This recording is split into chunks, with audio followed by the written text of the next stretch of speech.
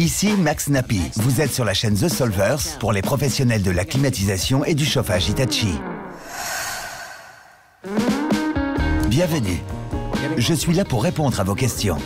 Je vous rappelle la politique zéro accident de Johnson Controls Hitachi afin que vous rentriez chez vous sain et sauf après chaque journée de travail. Contactez Hitachi pour plus d'informations. Nous allons vérifier le débit et le fonctionnement de la pompe à eau dans l'unité intérieure Yutaki. Ce contrôle s'effectue lorsque le contrôleur Yutaki affiche le code erreur 70. Cette erreur indique un dysfonctionnement du débit pendant plus de 60 secondes. 60 secondes. Cause potentielle. Manque de débit dans le circuit hydraulique suite à un problème d'installation. Filtre à eau bouché. Toute autre défaillance de la pompe à eau ne relevant pas d'un problème de débit. Voici les outils dont nous avons besoin. Lunettes, gants, clé à molette, tournevis, pince à bec effilé et bien sûr votre téléphone portable pour suivre la vidéo. Les deux premiers problèmes sont dus au manque de débit. Pour y remédier, nous allons revoir les deux étapes suivies l'autre jour lors de l'installation. Nous allons vérifier d'abord le débit de la pompe. Si le débit est inférieur au minimum requis, le problème est hydraulique. S'il n'y a pas de débit, le problème relève du platine électronique de la pompe ou d'une obstruction. Maintenant, vérifions si le filtre est à l'origine du code erreur 70. La première chose à faire est de vérifier si le filtre est sale.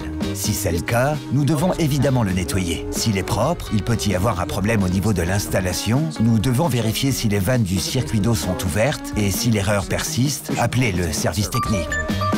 Enfin, si l'écran LCD indique un débit de 0 m3 par heure, il ne reste plus qu'à vérifier la valeur indiquée sur l'afficheur à 7 segments de la platine.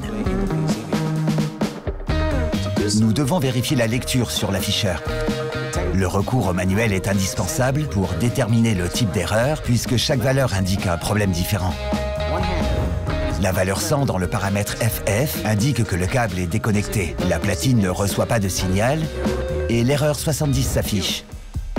Une valeur 0 indique un court-circuit. La platine reçoit un signal constant et l'erreur 70 s'affiche. Nous pouvons conclure que le circuit interne de la pompe est endommagé.